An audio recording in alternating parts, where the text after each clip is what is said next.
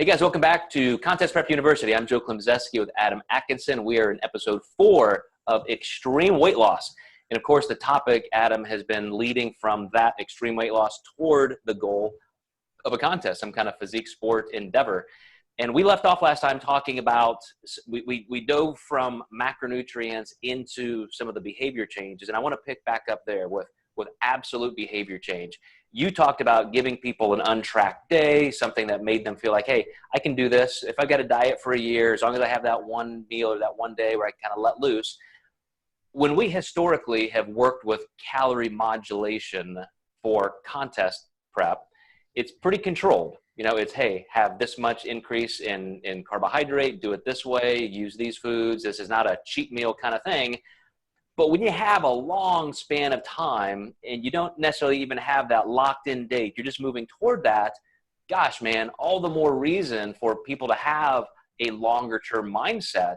And all the talk we've heard lately about intuitive eating and, maybe not even tracking and just having an untracked day or a weekend or diet breaks, very structured diet breaks where you diet for 2 weeks and then you just kind of maintain. There are so many ways to do this, but we have to also make sure we're moving the ball down the field. So when you look at the number one things that people need right out of the gate to start enhancing behavior change, what kind of conversations are you having with them? This is where goal setting just really comes in. And for a lot of my clients, if you tell them, okay, 2 years down the road, we're going to compete, that might sound great for a week or two. And then they're like, well, what's in between? And this is where it just sounds so simple because you see wellness and lifestyle coaches like goals, goals, goals. Well, it's really, getting these people to commit to something and saying, I want to try to get 10 pounds off by this date. And what's great about this is they're not signing paperwork. They're not signing a document to get on stage and, lose 10 pounds. So these mini goals just prepare them for the next step. And I think even back to how many clients have I had who maybe have competed before and say, I'm going to take a 2-year off season, and then they do horrible because it's just such a long goal that even people who have done this before struggle with such a long goal. So I think it's really important for those short-term goals to lead up to the bigger goals along the way to just keep clients engaged and keep them working for something.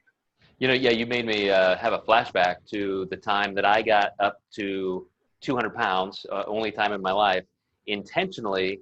It was my pursuit of my pro card. I wanted to have this longer off season, took 2 years off. And back then it was actually more difficult than I thought it would be, but I ate my way up 50 pounds. So when I started this contest journey, I had to lose 50 pounds, and that's pretty obese. Like even for a guy who's getting on a bodybuilding stage and I've competed for years.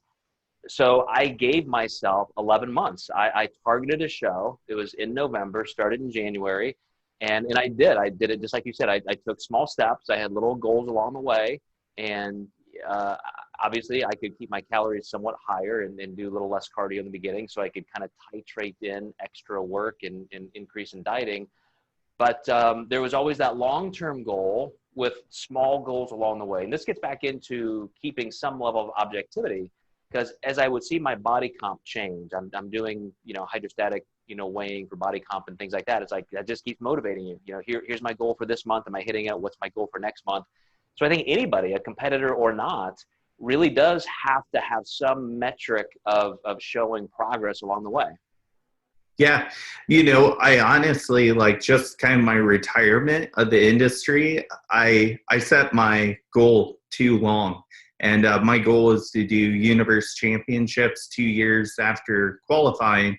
And I distinctively remember being at that show and thinking, I have a whole nother year after taking a year off. And at that point, my coaching career started just really booming. And I think had I set maybe more mini goals, and it probably would have happened. But obviously happy where I'm at now, but that was a huge mistake I had made that I don't regret. But that's why I've always been really big on, not giving so much time span between goals to keep people engaged.